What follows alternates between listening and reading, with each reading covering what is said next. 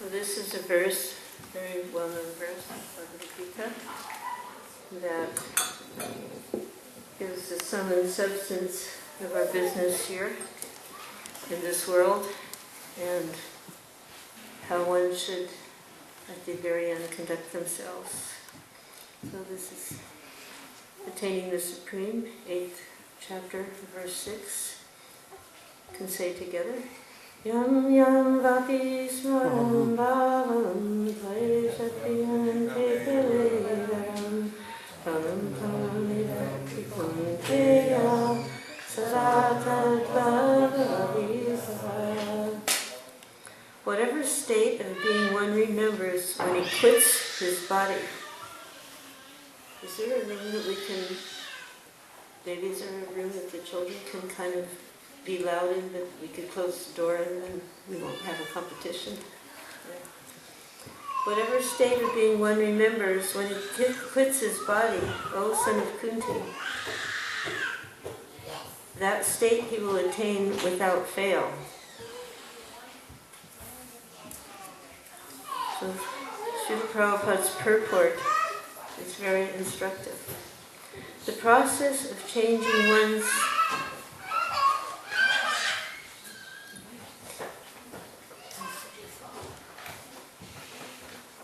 process of changing one's nature at the critical moment of death is herein explained. A person who at the end of his life quits his body thinking of Krishna attains the transcendental nature of the Supreme Lord.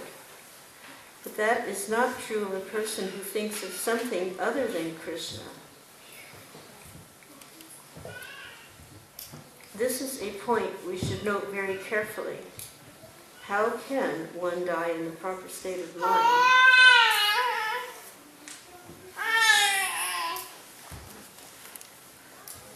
Generally, children aren't so attracted to philosophical discourse. Even adults have to push their brains. So it's better if the children have some other activity where they'll be more peaceful, and then we don't have to have competition. So, how can one die in the proper state of mind? Maharaj Bharat, although a great personality, thought of the deer at the end of his life, and so in his next life he was transferred into the body of a deer. Although as a deer he remembered his past activities, he had to accept that animal body. Of course, one's thought during the course of one's life accumulate to influence one's thought at the moment of death. So this life creates one's next life. So here comes important instruction here. Of course, one's thoughts during the course of one's life accumulate to influence one's thoughts at the moment of death. So this life creates one's next life. If in one's present life one lives in the mode of goodness and always thinks of Krishna, it is possible for one to remember Krishna at the end of one's life. That will help one be transferred to the transcendental nature of Krishna. If one is transcendentally absorbed in Krishna's service, then next body will be transcendental, spiritual, not material. Therefore, chanting Hare Krishna, Krishna Krishna, Hare Hare, Hare Rama, Rama Rama, Hare Hare, is the best process for successfully changing one's state of being at the end of one's life. So, on early Tuesday morning, on December 22nd, which was Sakala Ekadashi, I believe it was also the winter solstice, when the winter officially go into the winter season, and it's, I think, the shortest day, something like that, shortest daylight hours, depending on where you are in the world. But on that particularly auspicious time, the very great soul departed. It was also, in addition to Sapala Apadashi, it was the departure day of Devananda Pandit, and I think there was one other person, Jagadish Pandit, I believe. So, great souls, when they depart, just like the departure of Grandfather Vishnu, he was able to depart at a time of his choosing, a time of his choice.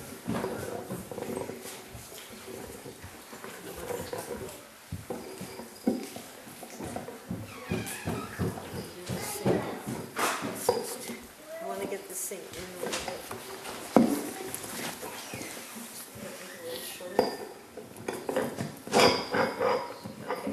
So Vishnu was at the time of his departure, he was so self-controlled that even though he was in a situation that to our sense perception was quite horrendous, on a bed of arrows, just suspended like that, but he was in complete and divine consciousness, because by his endeavor and determination to always remember Krishna, Krishna had come to him at his time of death, and he stood there before him.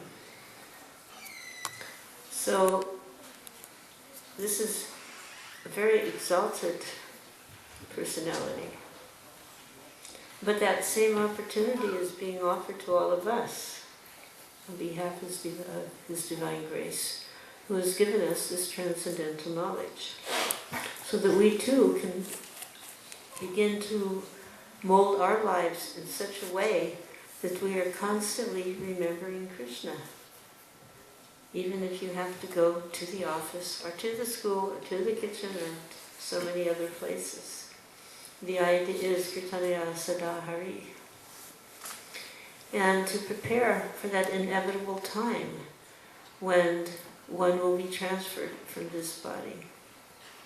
So I'm bringing this up specifically because Yamuna Devi Dasi was such a rare soul who actually understood the value of Krishna consciousness and the need to prepare her life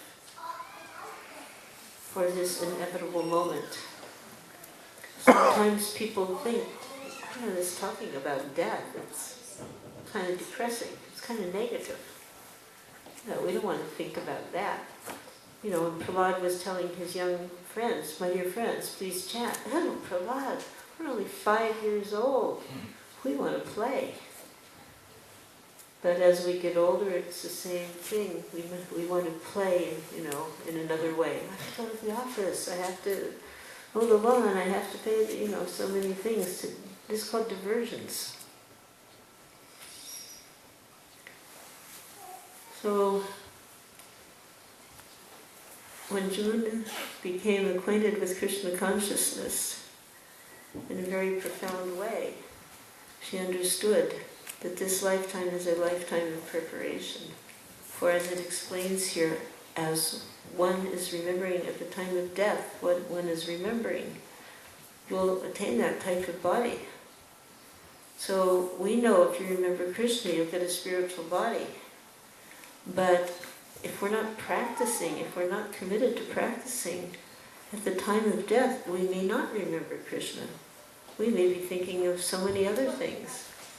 I remember when my grandfather died, his last words, he probably married 60 years by that point, so he tells my grandmother, don't worry, the bills are paid. So, because that's what he was doing. He worked hard. He was an honest man. He worked hard. He maintained his family of 5 and, through the Depression and all that. But it's not what we want to remember at the time of death, because, when you go wherever you're going, these bills here are going to have little to do with your reality. So we're practicing now. We're bodybuilding for this next body. And if we do spiritual exercises will get a spiritual body. So Yamuna was a very extraordinary soul, and she took this instruction very seriously. So at the time of her passing, in the Brahma Muhurta hours of December 22nd, Sapala Ekadashi, she left her body in a very divine way, just with her hand in her bead bag and without any disturbance, chanting the holy name, departed. But she had practiced her whole life, and she was immersed always in chanting, whether it was through kirtan or through japa. And nothing made her happier than to engage others in chanting the holy name. Because she was convinced that this was really what we were meant to do. When Lord Chaitanya said we should chant continuously, we were thinking, well, how am I going to do that in my sleep? Or how am I going to do that when I'm eating, or so many things. But when one becomes deeply involved with the holy name, it's automatically, it's like a reel-to-reel, it's like it's on repeat, and you're going to hear the holy name constantly, even in your sleep. Just like, after the ecstatic Panihati festival and Rath Yatra, where there's 2 days of successive kirtans, and you go to sleep at night, you're hearing those kirtans. So if that just, we have that little experience, just imagine when that becomes a constant experience. So I wanted to speak a little bit about the personality that Yamuna was, and try to introduce you a little bit more to her. Yamuna the great devotee, exalted devotee that she was, and Yamuna the person, wonderful personality. So, she was one of the most influential devotees during the opening years of ISKCON. Srila Prabhupada arrived here. You all seem to know all this, so what year did he arrive? 1965. Right. And, did he have a great welcoming? Was there a big crowd there, garlands and, Nobody. Well, when he finally got to New York, there was one person from the Traveler's Aid with a Greyhound bus ticket who took him to Port Authority. And if you've ever been to Port Authority, New York, oh my God, you don't want to go there. Maybe it's better now, but back then it was the place where all the derelicts and the bums and, this nasty place. But that's where the buses were, so that man took him, put him on the bus to Butler, Pennsylvania. How many of you have been to Butler, Pennsylvania? It's a really depressing place. It's just like, a town that had seen better days even back then, what to speak of now. So, but that was where his sponsor was, so he went there and he made his endeavor. But he could see that if he was going to do something, it wasn't going to happen in Butler, Pennsylvania, so he went back to New York City, and he was just living here and there. Until finally, some young people realized that they liked chanting with the Swami. He was sitting in the park, Tompkins Square Park, under that famous tree that you can still see. And they were coming and meeting him daily in the park, but the weather was changing, it was getting cooler, and then they were thinking, winter's coming, just like, today was kind of a nice day, but you wouldn't maybe want to sit outside as some of the days get a little cooler. So then, especially in New York when the snow comes, so they wanted to continue this chanting, they wanted to continue meeting with the Swami, so they understood they had to have some facility. And so that little storefront was rented. And then a few people came, they started having regular lessons. So one of the people that was coming happened to be the sister of Yamuna and her boyfriend. and they became quite attached and attracted to the Swami. If any of you have read Miracle on 26, Miracle on 2nd Avenue? Well, recommended reading. It's really, it's very interesting, it's very enlightening, it's historic, but it's from the perspective of Mukunda Goswami, who was married to Janaki, who is the sister of Yamuna. So,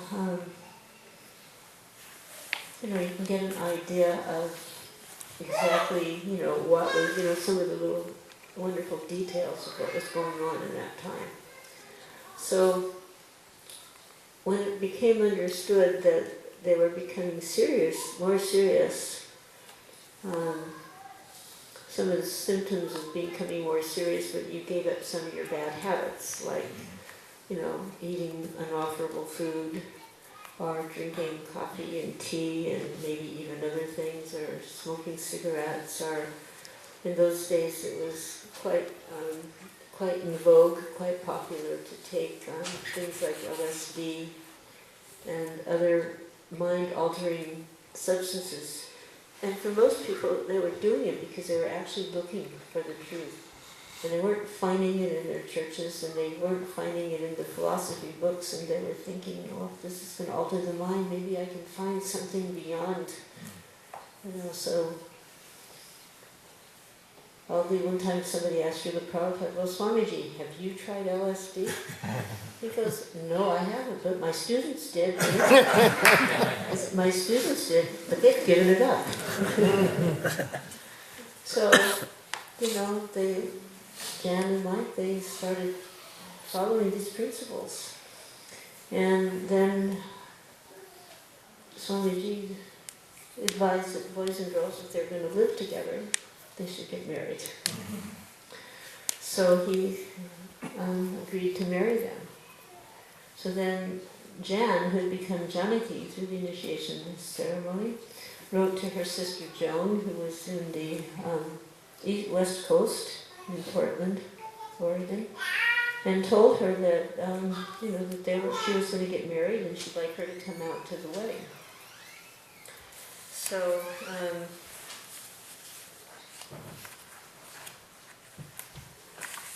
I have a little narration about this time here. This was in 1966. So this is taken from a little, transcribed from a little interview with Yamuna. Little did I know what kind of wedding it would be. She didn't, she's in California, we have all the fast connections of communications, and we didn't even have phones so much at those days. We'd actually write on a piece of paper, fold it up, put it in an envelope, stick a stamp on it, and Anyway, so her sister's getting married, she's invited to come, and she's agreed to come. But little did I know what kind of wedding it would be. All I knew was what they had met a Swami, and they had received the names, Mukunda and Janaki, from him. When I saw the Swami, he was sitting beside the window in his front room, bathed in sunlight, surrounded by pots of prasadam, which he was distributing to the devotees who were sitting around him. Mukunda introduced me, and Swamiji offered me some prasadam. Because I was a follower of macrobiotics, which is a very strict diet, it's a minimalist diet, like no sugar, no fruits, no eggplant, I mean, can't survive it too, no potatoes, so, and mostly brown rice, so we were all kind of like gung-ho on this diet. So now he's offering all this, no dairy. So she goes, I was following, so this prasadam was very unpalatable to me. Yet this radiant and beautiful person was so eager for me to take it. I did take it. But in my mind I decided that this would be the last time I'd have lunch with these people. Then Swamiji put his hand into a big pot with crystallized sugar syrup sticking to the side. He pulled up a huge, round, dripping gulab jamun. Take. He made me take it. When I finished the gulab jamun, I was fully convinced this would definitely be the last time I would ever come here. So that was 1966 in September. So then, she was there for 10 days, and following the trip, that visit, then Mukunda, Janaki, and Joan came together back to the West Coast, and they passed through Oregon on their way to San Francisco. The idea was Janaki and Mukunda, they wanted to go to India. So Srila Prabhupada Swamiji suggested, well, maybe before you do that, you could do something to try to introduce other people to this. I hear that in San Francisco, many young people. So he thought, you can read about that in the book, how he kind of thought, yeah, okay, I'll try this, So they were on their way to San Francisco prior to what they thought would be going to India. So they stopped in this little town in it's not in Portland even, it's like in a wilderness area. And in that little town at the base, it's a base town, it's a big huge mountain that was 10,500 feet, very big mountain. And on the top of that mountain, myself and my boyfriend were living. We were employed by the federal government, and there was a big tower on the top, and he would go up every day up to that tower and look out for fires. So they came, and of course very happy to see our good friends. Please come in. Would you like some LSD? No? Because you want to share the Vedic tradition, you want to share the best thing you have with your friends. Would you like some LSD? They didn't want any. Actually, what happened is they got there, we had gone away for the day. Actually, we'd gone away for 2 days. And we had a legal day off, 2 days off. We came back and there was this car there from New York, a little car. So we went into our cabin, and we had lived in a one-room cabin. There was no electricity, no running water. Like, there was a little stream outside, so for taking a shower, you just get out, take a pot of water, and we had a wood stove. And anything else, you just went out into the forest. I mean, we were miles. You can't imagine. There was no living entity except animals, like mountain lions and deer and different kinds of birds and things. Otherwise, people didn't very much come up there. So, you didn't really have to worry. You just go out very naturally into the woods and take your bath and do anything. So, there was a car, what is this car from New York doing here? And when we went and looked in our little cabin, there were our friends. And so we were really happy to see them. And Janaki was already, she got the fire going, and she was had made this dough, some kind of dough, and she was making some little balls and rolling them out and then throwing them on our stove, and they were puffing up. And when you haven't seen something like a chapati before, I mean, it's actually pretty mystical, like how a dough ball that's flattened out can puff up, So it's just like kind of watching this thing almost like a trance. And so then we found out, by the way, they had new names, that Jan was now Janaki, Mike was now Mukunda, and they didn't want any drugs. Okay, what's next? Well, they didn't have any meat anymore either. And this whole meal that she was making, there wasn't going to be any dead animals in it. So this was, quite interesting for us, because my boyfriend Sam, at that time point we weren't married, had gone to school with Mike and Joan, now Mukunda. And he was good friends with Joni. He was called Joni then. But they were friends in terms, not boyfriend and girlfriend in the mundane sense, but they had like a spiritual connection. And they were always reading books that in those days we thought were spiritual, like the I Ching or the Tibetan Book of the Dead, or these kind of books that were kind of otherworldly. And they had, gone searching here and there. And they'd come to the conclusion after reading all these books that they couldn't understand them. If you wanted to understand this stuff, you needed a teacher. So at least, even though the books didn't help them too much in their spiritual life, they came to the right conclusion. You need a teacher. So even when I first met Shyam Sundar, he kept telling me, you have to get a teacher. And I was like, typical stupid American woman. I don't want a teacher. I don't want anybody telling me what to do with my life. I want to make my own mistakes. So there we were, and then they told us, well, we're on our way to San Francisco. We're going to start a temple. So I asked another brilliant question. I said, what's a temple? And Mukunda very seriously answered, just remember, this is like 1966 at this point. It's a storefront painted white. So maybe you can go inside the room, and then when the kid is quiet, come outside.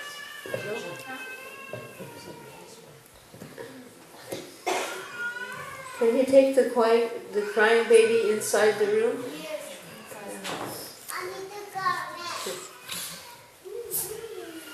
Children always have different types of ecstasies that we don't understand.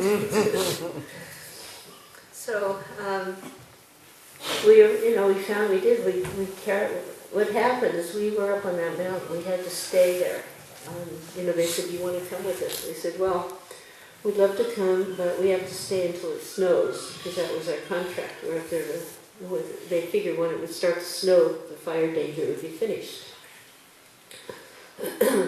So we all go to sleep that night, and the next morning I have to respond to the call of nature, so I open the door to go outside, and there was snow on the ground.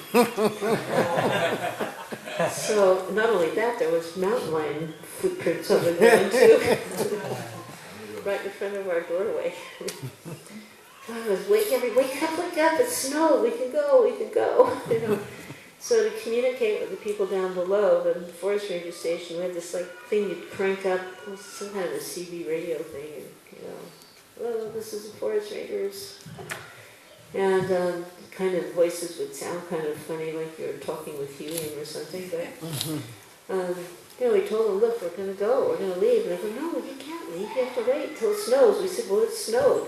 The thing was, we were up so high, it snowed just at the top of the mountain, and they were down below, it hadn't hit down there yet. Said, well, look, our contract says first snow, it snowed, we're leaving. So they agreed, okay, so we packed up everything. Took a couple days, because we had quite a menagerie. We had a couple of horses that I had borrowed, 2 chickens that I borrowed, 2 dogs, and 2 cats we didn't borrow. So the horses went back, the chickens went back, dogs and cats, they all came to San Francisco.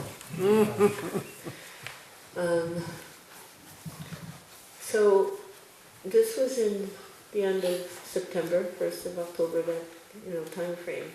So we immediately became very intent to find a place to live and to get onto the business of finding a storefront so we could get this Swami to come, because now we were definitely interested to meet this person. One of the other things they had showed us that evening in the cabin was the first original sets of Srimad Bhagavatam that Srila Prabhupada had brought. And the cover is much the same. You see Lord Vishnu lying on this Nanta sage, and then you see all the little, planetaries, the different planets with the different forms of Vishnu. And then you see this lotus flower coming out of the navel with four-headed Lord Brahma. So, never having seen anything like this before, I asked, what is this? And Mukunda said very seriously, this is God. So then I was actually immediately accepting this idea, because up until that point I had no idea who God was, if He was. I accepted there was a higher power, something bigger than me. That much I was clued in on. And I also accepted I wasn't this body. But beyond that, what was I and what was this bigger power, I had no idea. Now the hippies like to think, I'm God and you're God. Do you feel like God? If somebody said you're God, would you say that? Would you feel like, well, that's how I felt. I'm not God. If I'm God, I mean, the world's not doing too good, but it's going to even be worse if I was to speak of most of the other people I knew. So I really didn't buy into that, I'm God, you're God, we're all God. And then there were the voidists where we could just all merge and become nothing. So those were the prevalent philosophies going around.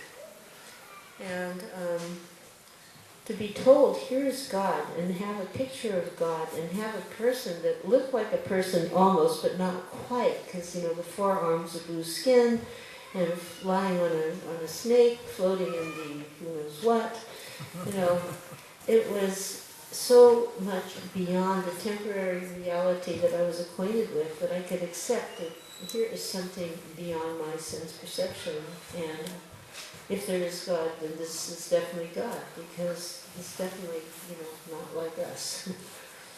And then when I looked into this beautiful books, I kept seeing this one terminology, Supreme Personality of Godhead. And that made quite an impression, because it was just something we hadn't heard like that. We'd say, okay, God, higher power, the great unknown, but Supreme Personality of Godhead. So that made an impression on me.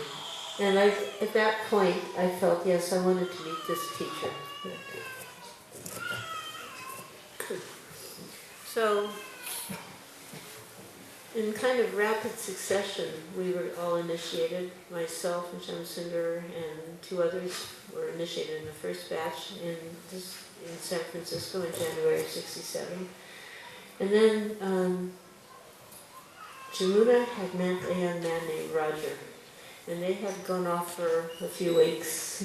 And during that time, Yamuna became very convinced that this is what she wanted to give her life to. So they came back, and then they were initiated, and they were given the name Yamuna and Guru Das.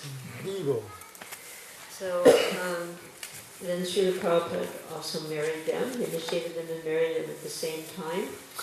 And we still weren't totally clued in on a lot of the customs and cultures and practices, so we had learned about making ghee out of butter. But for her wedding, she couldn't afford butter, so she bought margarine. So when they put that on the fire, it was like kind of sputtering and sputtering, causing Prabhupada to comment. He goes, well, he said, this marriage will be like the fire, off to a slow start. But he counseled them that they should keep Krishna in the center and assist each other in their spiritual lives. So then Yamuna was remembering, when he went on his daily morning walk, anyone could go with him. So I was walking one morning, and I asked him, Swamiji, do you think sometime you would allow us to go to Vrindavan with you? And he turned around and he said, yes, I will take you to Vrindavan one day, and I will show you Vrindavan on foot. I thought that was the most wonderful thing I'd ever heard in my life, and I was just waiting for that day to come. So by the time Srila Prabhupada, Swamiji, as we were still calling him, left San Francisco in April, Yamuna had been introduced to traditional Vaishnava cooking, chanting, prasadam distribution, deity worship, because by then Lord Jagannath had arrived and been carved, and this was in April. Then a couple months, April up until July. So in July we had first Rath Yatra. But in all of these activities, Yamuna was an exceptionally sincere student, and she took up every one of these activities with a very exemplary devotional attitude, with great care, with great attention, and great love. So in May of that same year, '67, Guru Das and Yamuna received their first letter from Swamiji from New York, and he writes, I have a very good appreciation for both of you, Guru Das and Yamuna. You are two good souls. Now you have combined. Live peacefully, chant Hare Krishna, and be happy in your life. But the next month, what happened? In June, Srila Prabhupada had suffered a stroke. And we didn't know what would the outcome of that would be. So at that point he allowed us to make a prayer to Krishna. It was a very simple prayer. My dear Lord, my spiritual master has not yet completed his work. Please protect him. So in our little storefront temple, we held our first, it wasn't quite a 24-hour kirtan, we had a 12-hour kirtan in front of Lord Jagannath. And it was a most amazing kirtan. Anyone who entered the temple on that particular day was affected by that kirtan, because we were crying from the depths of our heart to Lord Krishna. And he was in front of us in his Lord Jagannath feature. And at that point, we hadn't sewed for him, so he was just standing, as you will sometimes, like if you buy a DVD of Lord Jagannath, he's nicely painted and that's it, so that's how he was. But during that particular kirtan, that first long kirtan, it was really seen by practically everybody, even non-devotees, that Lord Jagannath had come alive. And in particular, I remember Janaki was crying. I looked at her, I thought, why are you crying? Like maybe she got some news and I haven't heard the news, And I looked at her and she goes, he's there, he's really there. And he was pointing to Lord Jagannath, and other people were just looking. And somehow or other we felt he was really hearing our prayers and he was reciprocating. And indeed it must be so, because we got the news then shortly thereafter that he had recovered sufficiently.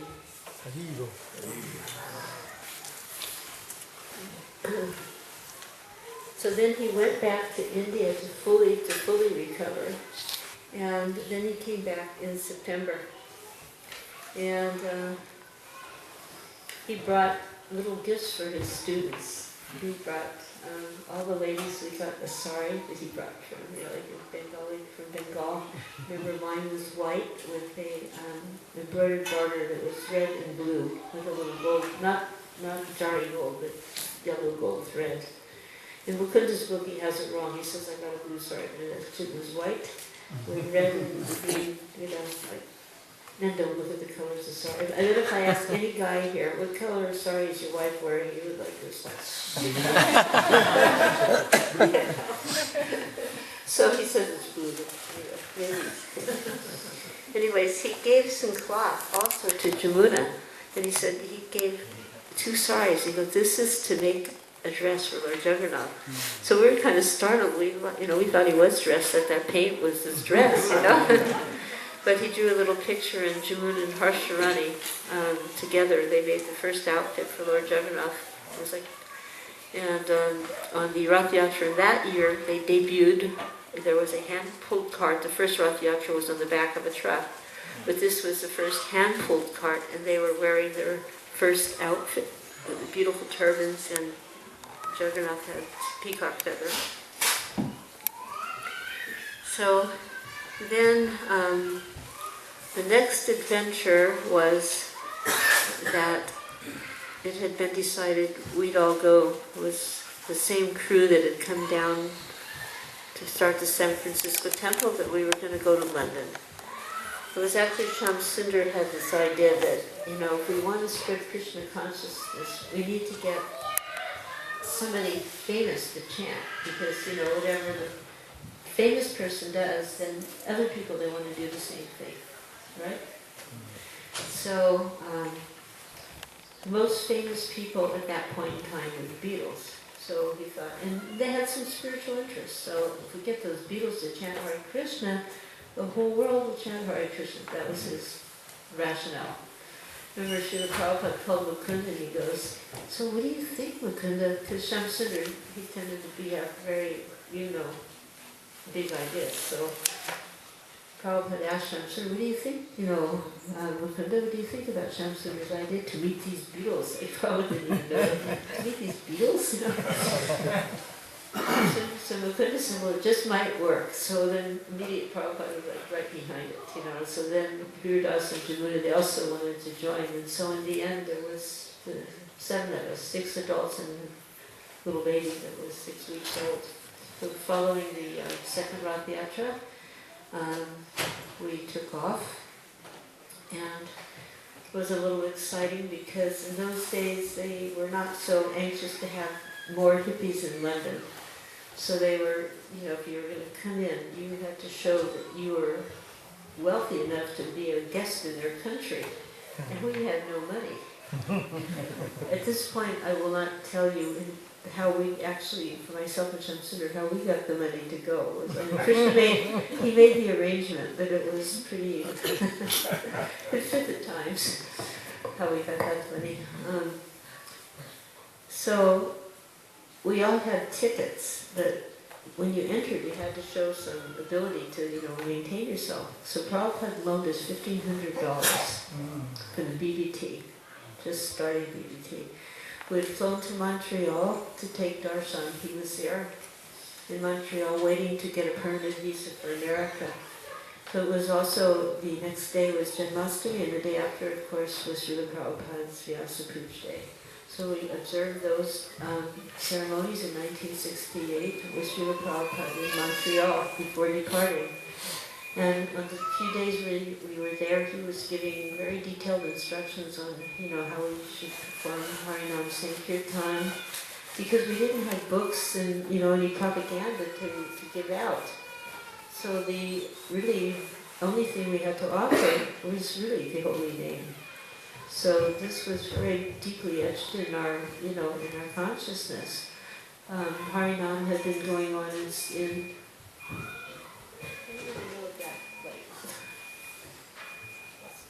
Thank you very much. When you're hearing it, like freaking out. In San Francisco, the first Western street, in Pumpkin Square Park they did the Harinam, that was out public, but they actually took a chanting party walking through the streets. So all Krishna Vishnu's around, and Yamuna was on that first party, the first day. And so then we gradually developed a taste for going out and chanting in the public. So we knew that that was going to be our key activity in London. And we got over there, we stopped in Amsterdam, and then one by one we came over taking a ferry boat across. So myself and Shamsundar, we came first, we passed through, we showed the money, and then we wired that same money back. The next couple came through, showed the same money, wired it back, like that, then we all got in. Then we sent it back to Srila Prabhupada and it got lost somewhere. So Shamsundar is like total anxiety, and Srila Prabhupada wrote him a letter, he said, don't worry, Krishna will take care. He says, it's not your fault. He says, it's a bank. It was a fifth-class bank. They had made some mistake. Eventually it was recovered. Anyways, we were there with little money. We had to, most of the time, live in different parts of town. Sometimes it just like, we'd go out just like we're here tonight, meeting in somebody's house. 7 nights a week we'd go somewhere, to somebody's house, to a Hindu center, to a some kind of a hippie place, to the arts lab, there was a theater going, the theater, the play, the drama, it was called Hair. And in that movie, and it wasn't a movie, it became a movie, but at that point it was on stage, they chanted Hare Krishna as part of the act. So we'd go stand outside that theater. So when the people came out of their theater, we'd be there, the real Hare Krishnas, chanting Hare Krishna. We did anything, anywhere we would just like go. Our little group of 6, and then some people started coming. But we were still living all over the place. So Yamuna mentions, I had to move to a Jamaican ghetto, the top floor of one of the buildings. It was really awful. Day after day after day, I would sit and listen to a tape of Swamiji singing. It was a beautiful tape he had just made in Los Angeles, and I prayed to him, please come, please come. So Swamiji wrote to Yamuna, your appreciation, because she wrote and let him know how much she appreciated this beautiful tape. Your appreciation is so nice. Of course, Srimad Bhagavad Gita and teachings of Lord Chaitanya is so nice. Srimad Bhagavad Gita and Teachings of Lord Chaitanya. So in the meantime, these books had come out, but we could barely get one copy for all of us with to speak of distribution. So, but he's appreciating her appreciation. So please continue to study and learn and preach in this way to everyone you meet. I'm very happy to learn that you're going to various homes and lecture halls and holding kirtans and delivering lectures from these transcendental literatures. This is very nice. And if you continue in this way, gradually so many people will be attracted that our London center will soon be successful. Now, we didn't have a place at that time, but he said it doesn't matter, it will be successful. So these type of letters really encouraged us. So then after many failed attempts, in the middle of the winter struggle, somehow Shamsundar met George Harrison, and he was searching for spirituality, and he had invited us to dinner at his home. And at that dinner, we did a very long, sustained kirtan. It was very blissful. And then afterwards, he said, "We should make a record." So that was kind of the beginning. So on the day of the recording, we all went to this, it's a very professional recording studio on Abbey Road. It was very well known. And Yamuna came in and she put tilak on all of the technicians, on all the, of course we had tilak on. So Paul McCartney was there with his wife, Linda. They were operating the control panel. Wow. And George was playing the organ and Kunda was on the mridanga. And Yamuna was just really deeply praying to Srila Prabhupada for the strength to properly execute this.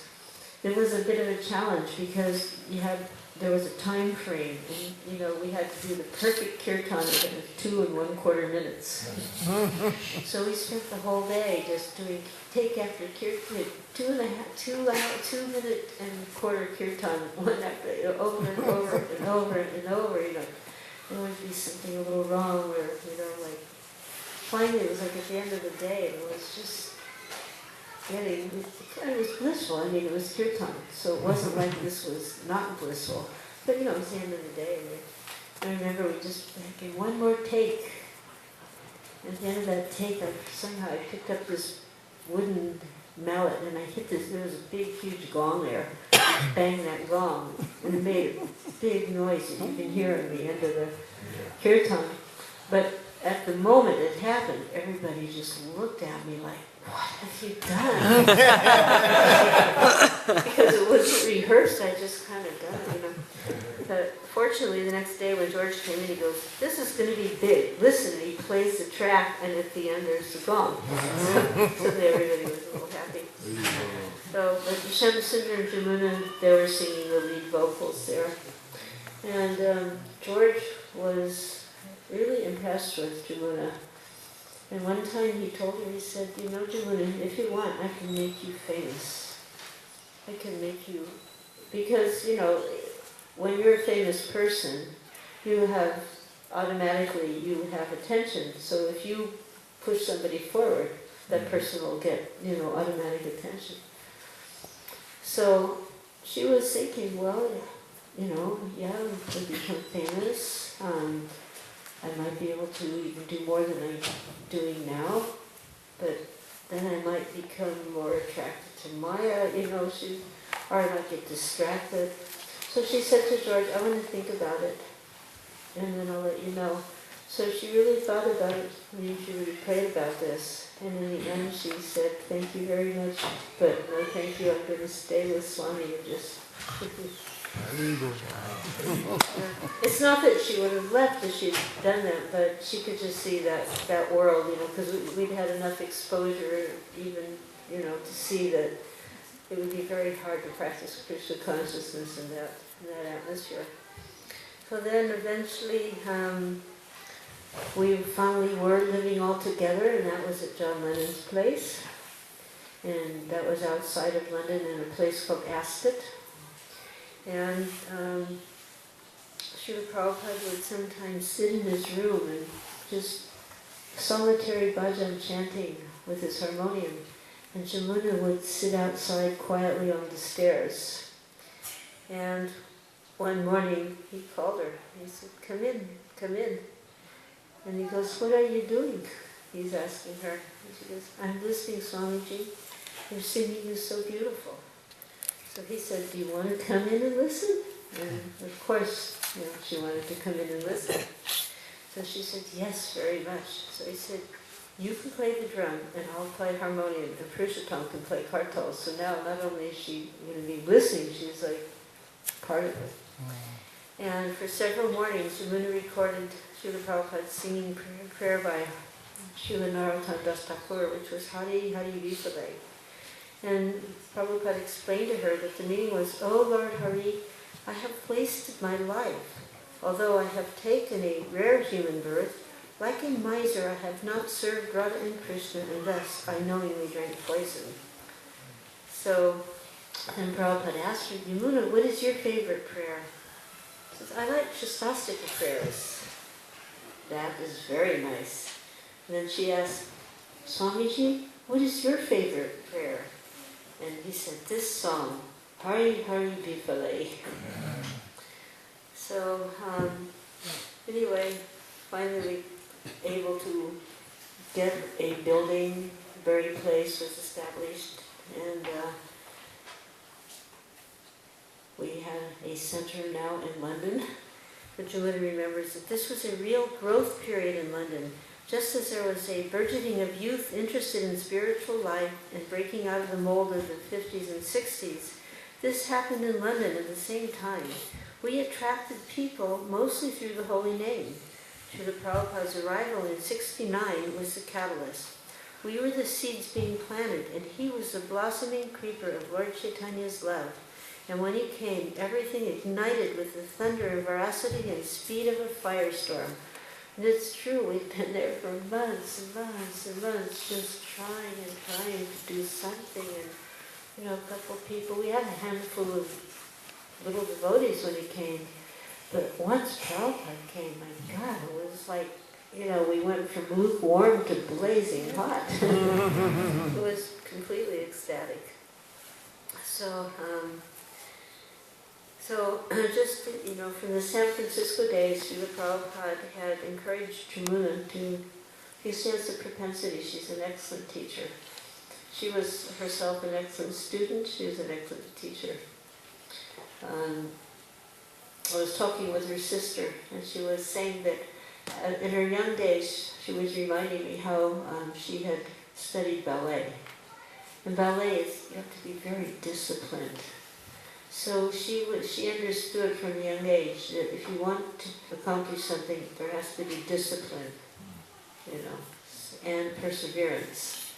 So that kind of, mindset was already there for her that made it, the transition into spiritual life easier and more effective.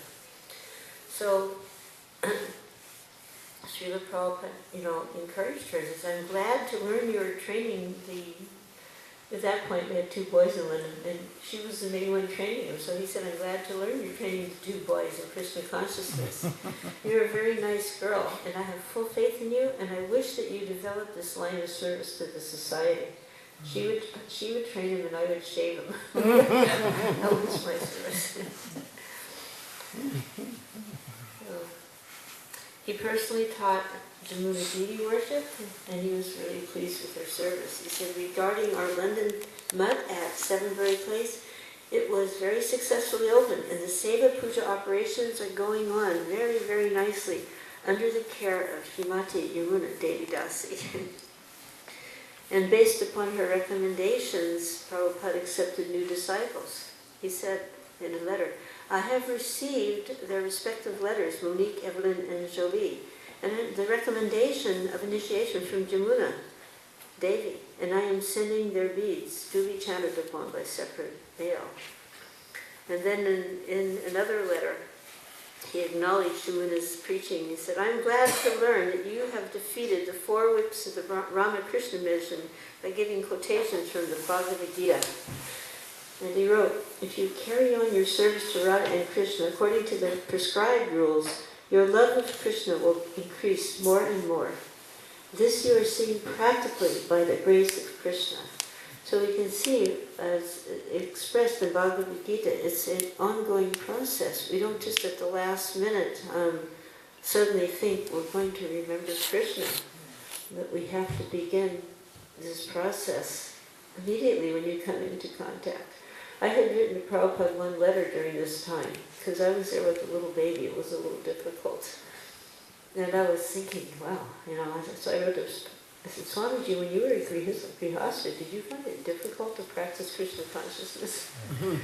I was still not so developed in my understanding of maybe what is a proper question. But he answered me, he said, yes, it was difficult. But he explained it was difficult because his family wasn't inclined. So he said, for you, you should very diligently and sincerely chant 16 rounds and he said other regulations, meaning, like little things, not the 4 rules and regulations, but other little regulations may or may not be, perfectly executed, but this 16 rounds. So that was a personal instruction that he gave to me in my inquiry as a Grihastha, how to execute Krishna consciousness, and he emphasized the chanting of the 16 rounds. And that was during a time when I had a small child. We were living from one place to the next, literally. This was before the temple was established. So I could understand from that instruction the importance of the 16 rounds as a preparation and, the beginning and the end. That, we chant in the beginning and that will ensure that we can chant at the end.